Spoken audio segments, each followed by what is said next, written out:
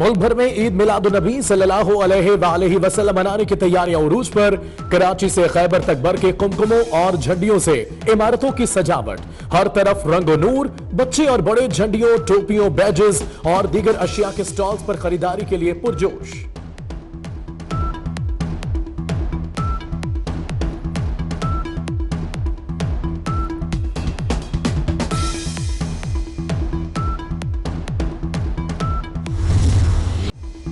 सरकार सल्लल्लाहु अलैहि वसल्लम की आमद मरहबा। हुजूर सल्लल्लाहु अलैहि वसल्लम की आमद मरहबा।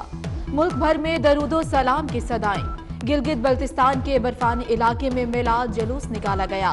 मुल्तान डिस्ट्रिक्ट बार में महफिल मिलाद का इनेकाद। नबी करीम सल्लल्लाहु अलैहि वसल्लम की ज़ात अक़दास पर अकीदत के फूल निछावर। सदाला शरीक जाना है खुदा के सामने रहना गवाह या ज़हरा। मेरा इस बात पे पुख्ता ईमान है कि आज अगर दुनिया में मुसलमान बेचारा मजलूम है, पिस रहा है, उसकी बुनियादी वजह यह है कि हमने इस्लाम के असूल जो हैं उनको नहीं अपनाया है, उनसे दूरी इख्तियार कर ली। हमारे हुक्मरान और हम सब एक पेज पे आ जाएं तो जो शान और शौकत मुसलमानों को पहले हासिल थी वो शान और शौकत अब भी मिल सकती। कश्मीर के जो मुसलमान हैं, जो बेचारे पाकिस्तान की शहरत को बचाने के लिए अपनी जानों के नजराने दे रहे हैं। तमाम मसाइल दीन से दूरी की वजह से हैं। हमें अपना मफाद छोड़कर मुल्की मफादात के लिए सोचना होगा। गवर्नर पंजाब चौधरी सरवर का सीरतुन्नबी सल्लल्लाहु अलैहि वसल्लम कॉन्फ्रेंस से खिताब। कहते हैं कश्मीरी पाकिस्तानी शहरत को बचाने के लिए जानों के नजराने पेश कर रहे हैं। हमें बैतुल मक़दस की आज़ादी के लिए जिद्दोजहद करना होगा।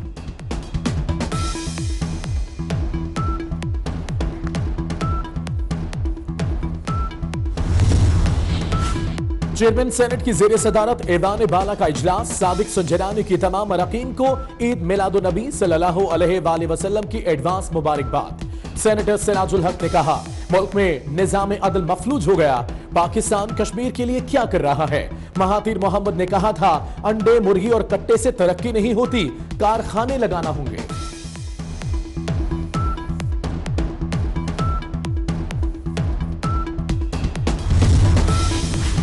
मियां नवाज शरीफ इलाज के लिए बैरूने मुल्क जाने को तैयार। डॉक्टर्स की राय के बाद साबिक वजीर आजम लंदन जाने पर आमादा हुए।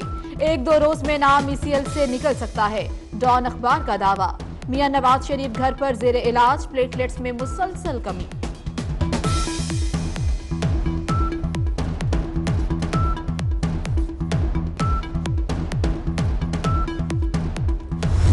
आप जो फरमा रहे हैं जी, बाहर जाने के हवाले से तो मियाँ साहब के अपने डॉक्टर्स हैं, जो सर्विसेज हॉस्पिटल का बोर्ड है, जो सरकारी डॉक्टर्स हैं, उन्होंने भी ये रिकमेंडेशन दी और मियाँ साहब का अपना जो प्राइवेट बोर्ड बना है उन्होंने भी रिकमेंडेशन दी है। सियासत पूरी ज़िंदगी चलती रहेगी, वालिदैन दोबारा नहीं मिलती। मेरी इस वक्त पूरी तवज्जो मियाँ साहब के ऊपर है। बड़ा मुश्किल है कि मियाँ साहब इलाज के लिए बाहर चले जाएँ और मैं ना जा सकूँ, बहुत मुश्किल हो जाएगा मेरे लिए। मियाँ साहब को अगर बिल्कुल उनकी ज़िंदगी का मसला है और बहुत क्रिटिकल है तो उनको जहाँ दुनिया में उनका इलाज है उनको जाके अवेल करना। और डील की बातें करने वालों को शर्म आनी चाहिए। सेहत पहले, सियासत बाद में होगी। मियां नवाज शरीफ की तबीयत थोड़ी नहीं ज्यादा खराब है, उन्हें इलाज के लिए फौरी बाहर जाना चाहिए। सियासत चलती रहती है, वालिदैन दोबारा नहीं मिलते। मरियम नवाज की गुफ्तगू, कहती हैं ऐसा कैसे हो सकता है कि अदालत बुलाए और हम ना आए। मरियम नवाज की जमानत पर रिहाई के बाद एहतसाब अदालत में पेशी। मियां नवाज शरीफ की हाजिरी से इस्तिस्ना की दरख्वास्त मंजूर।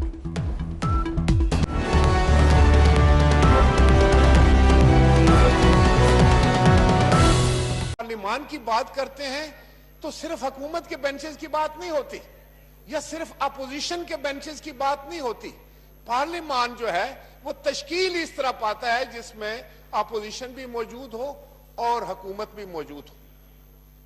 तो इसकी बुनियादी वजह यह है कि जब आप कोई कानून साजी करने जाएं तो उस पर डिबेट हो, उस पर हम अपनी आरा दे सकें, हम अपनी तजावीज दे सकें, हम अपनी अमेंडमेंट्स दे सकें और उस पर फिर बहस हो। और उसके یہ حد تو ہو گئی ہے جناب اسپیکر. مجھے بتائیں اسٹینڈنگ کمیٹیز کس لیے بنائی جاتی؟ یہاں کے پارلیمانی امور کے وزیر صاحب مجھے بتائیں, یہاں آپ کے سینئر پارلیمنٹیرین بیٹھے ہیں, ان سے بتائیں کہ کبھی ایسا ہوا کہ نہ تو آپ نے اسٹینڈنگ کمیٹی میں بھیجا اس کو, نہ اس پر بحث ہوئی, نہ کسی کا مائک دیا گیا, ایک لفظ بولنے کی اجازت نہیں تھی اپوزیشن کو.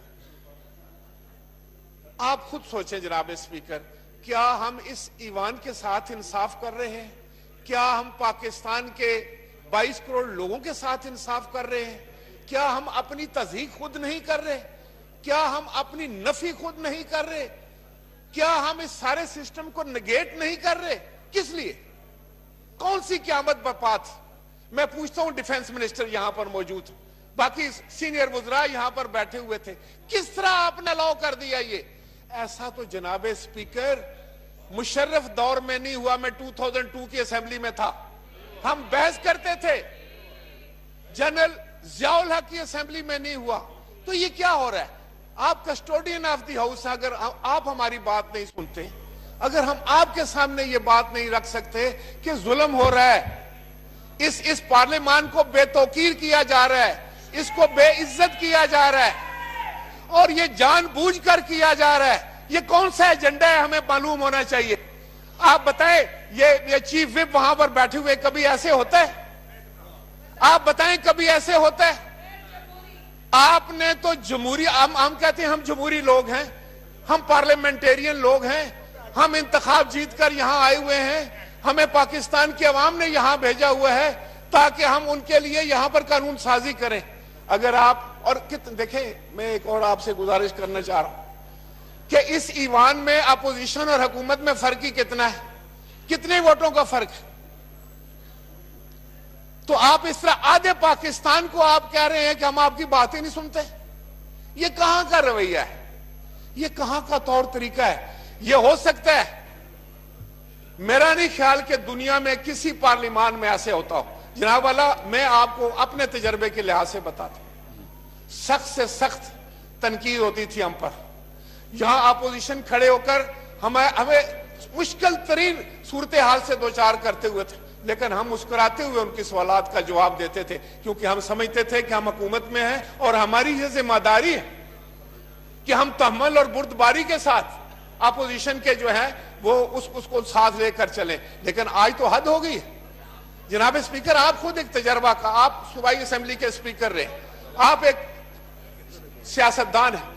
آپ بتائیں, اگر آپ یہاں بیٹھے ہوں جہاں آج کل ہم بیٹھے ہیں, اور کوئی اسپیکر آپ کو بات کرنے کے, اور بات کس پہ کرنا چاہتے ہیں؟ قانون سازی کے اوپر. اگر جناب اسپیکر ہم نے قانون سازی پر بات نہیں کرنی, اگر ہم نے عملاً اس پارلیمان کی کسی بھی کارروائی میں حصہ نہیں لینا, اگر آپ نے ہماری زبان بندی کر دینی ہے, تو پھر آپ خود ہی بتائیں کہ کیا ہمارا یہاں ہونا یا نہ ہونا اس کی کوئی ضرورت ہے؟ تھینک یو جی. جناب اسپیکر, ایک اور ڈوگر صاحب, نہیں, ایک سیکنڈ, میں بات مکمل کر لوں, پھر ڈیفنس منسٹر صاحب, آپ ڈیفنس منسٹر صاحب, میں بات مکمل کر لوں. آرڈیننسز تھے, وہ لیبس ہو رہے تھے, ایمرجنسی تھی. دیکھیں یہ ایسی باتیں, یہ میں جانتا ہوں, میں بھی ایک پولیٹیکل ورکر ہوں. میں صرف آپ سے یہ بتانا چاہتا ہوں کہ حکومت کے رویوں سے حالات ملک کے بدلتے ہیں یا سنورتے ہیں. حکومت کے رویے جو ہیں وہ اثر انداز ہوتے ہیں پاکستان کے عام شہری کی زندگی میں. جناب اسپیکر, کیا یہ حکومت کا رویہ نہیں ہے؟ اگر ہر بات پارلیمان میں ہو سکے, اگر ہماری زبان بندی یہاں نہ ہو, اگر ہر معاملہ, ہر مشکل, ہر مسئلہ ادھر ڈسکس ہو, تو پھر کیا جناب والا یہ ہزاروں لاکھوں لوگ جو ہیں وہ اسلام آباد میں دھرنا دے کر بیٹھتے؟ نہیں. آپ نے خود اپنے رویوں سے, آپ, تھینک یو جناب اسپیکر, مجھے بات ختم کر, جناب اسپیکر میں کنکلوڈ کر, میں کنکلوڈ, بات مکمل تو دیتے ہیں, میں ایک اچھی بات کروں. جناب اسپیکر, میں اس ہاؤس کی بہتری کے لیے بات کر رہا ہوں, مجھے دکھ ہے, میں اس لیے بات کر رہا ہوں. جناب اسپیکر, یہ جو دانشگاہ ہے 22 کروڑ لوگوں کی, یہ ہمارے پاکستان کی عوام کی جذبات, ان کے خیالات, ان کے احساسات کی اماج گاہ ہے. یہاں آ کر ہر مسئلہ ڈیبیٹ ہونا اور اس کو ڈسکس ہونا ہے, یہ کیسے ہو سکتا ہے؟ کہ یہاں سے وزیر اعظم کھڑے ہو کر کہیں اور اشتعال دلائیں اپوزیشن کو کہ جاؤ، تم میں کسی میں اتنی قوت ہے، طاقت ہے تو جاؤ ایک کنٹینر لاؤ، میں تمہیں کنٹینر دیتا ہوں تو ڈی چوک میں آ جاؤ۔ تو آج کیا ہوا؟ آج آپ خود مارے مارے پھر رہے ہیں جناب اسپیکر، آپ کے کندھوں پر ذمہ داری ڈالی جا رہی ہے، یہ کیسی بات؟ دیکھیں میں آپ کو یہ میں اس لیے کہہ رہا ہوں کہ آج ہم جو کچھ کہیں گے، آج جو کچھ ہم کریں گے کل ہمیں کاٹنا پڑے گا۔ یہ کون سے آرڈیننسز ہیں جناب والا؟ مجھے یہ بتائیں کہ آپ نے یہ قانون سازی کر کے، ایک منٹ، آپ نے یہ قانون سازی کر کے خود صوبائی خود مختاری پر بھی ایک چرکا لگا دیا، شاید علم نہیں آپ کو۔ یہ مجھے بتائیں کہ جیل مینول جو ہے وہ صوبائی میٹر ہے یا وفاق کا میٹر؟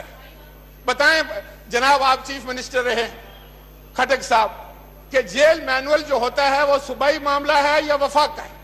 آپ کیسے ڈکٹیٹ کر سکتے ہیں کسی صوبے کو کہ آپ کسی قیدی کو کیسے رکھیں؟ کہاں کی قانون سازی ہے یہ؟ تھینک یو جی، کہاں کی قانون سازی ہے؟ راجہ صاحب تیسری بات جو میں آپ کو بتانے جا رہا تھا، میں چاہتا ہوں کہ آپ کا میں شکریہ ادا کرنا چاہ رہا ہوں آخر میں جناب اسپیکر، اس کے بعد آپ کر لیں گے سر۔ جناب اسپیکر، عامر ڈوگر صاحب پلیز، جناب عامر ڈوگر۔ بہت